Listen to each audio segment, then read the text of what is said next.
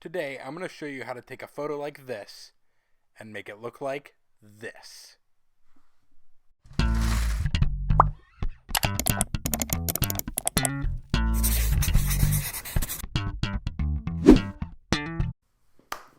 Alright, right now we're going to open our photo in Adobe Photoshop. So I have this picture I took the other day at one of the local parks near me. So we have this nice pretty photo, but we're going to make it look really cool, really trippy, really fun. So first thing we're going to do is we are going to go to Filter, Pixelate, Mezzotint. I'm pretty sure that's how you pronounce it. So we want to make sure the type selected is medium lines. So we got that. And then we are going to go to we're going to go to Blur, Radio Blur. So for the purpose of this video, I'm going to do it a little quicker. But for best results, I'll tell you how to do it as well. So we want to make sure that we have the amount set to 100 and that we have the quality at best. Again, for the sake of the video, I'm going to do good because it's going to be quicker, but do best and make sure it's set to zoom. So we're going to click OK. For those of you with faster processors than I do, or newer computers, it will probably not take as long. But, you know, Photoshop is a heavy program. I have an older computer. It's going to take a little bit. So we have the first one. That looks cool. We're going to go Filter again, Radio Blur.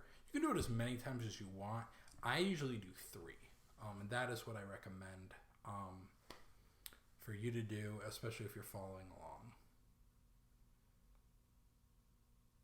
Cool, so we have the second one done. We're going to go to Filter, Radio Blur again.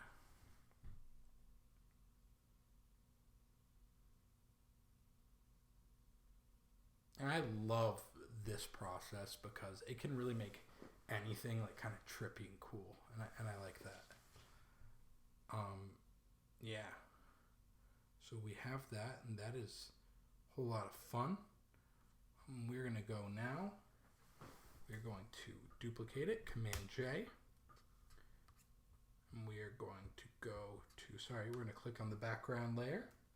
And we're going to go to, no thank you, Upwork. We're going to go to Distort, Twirl. And you want to make sure that you have it set to 80 for your background layer. And that's what it looks like when you do that. And then for layer 1, you're going to go Filter, Distort, Twirl, and then negative 80. Nope, not 89, 80. So we have that set. And now here's kind of where you can play around with it. We're going to go into blending modes, and now it's kind of the time to figure out, okay, what blending mode do I think looks really, really cool? It really differs on each one, kind of what we think looks cool. I really like lighten here. Darken looks pretty cool. That's an absolute mess. Let's see, lighten's cool. Screen's cool. Hard light, those look interesting. Pin light, those are fun. I really like this one. I kind of like how it has an outline, but also it kind of looks like a weird couch pattern. So for the sake of that, I'm gonna choose screen. Cool, and now we have that. So here's a tip that I have when you do that.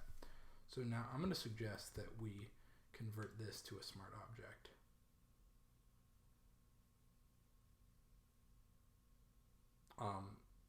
And then you can also say that you're editing this directly from Lightroom. My next step, you can just save it and do this in Lightroom. But for the sake of the video, if you just have Photoshop, I'm going to do this in Adobe Camera Raw. So wait for this to save as a smart object. It could take a while. That's okay. So now we're going to go to Filter, Camera Raw Filter. And if you haven't played around with Camera Raw, it's really good. And it's really good, especially for like final, once you're done with everything.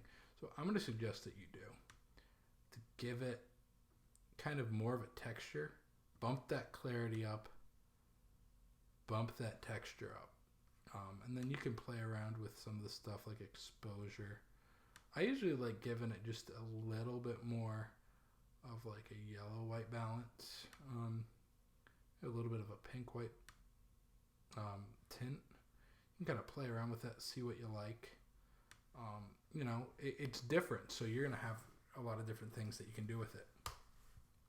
So we have that, and that looks, you know, that looks really cool. The cool thing is that we took really any normal photo. I don't think that, you know, I don't think that the photo that we put in it was very good. It was just, you know, a photo that I felt like had a lot of colors. You know, it's, I don't consider myself a great landscape photographer. I can edit landscape photos really well, but you know, I don't think I'm the best landscape photographer.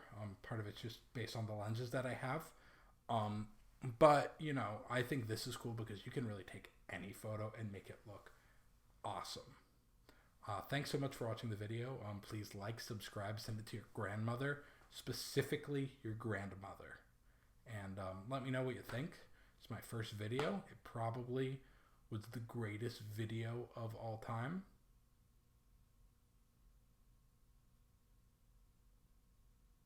But please just let me know what you think, and have a great day.